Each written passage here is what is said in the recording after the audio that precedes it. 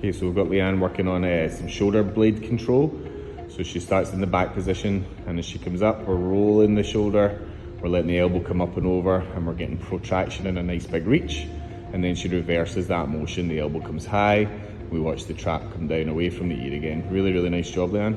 Okay, so up, reach over, let the thumb roll down towards the floor, really stretch through that upper body, and then reverse the motion, down, tuck the elbow in tight and roll the wrist up to the sky.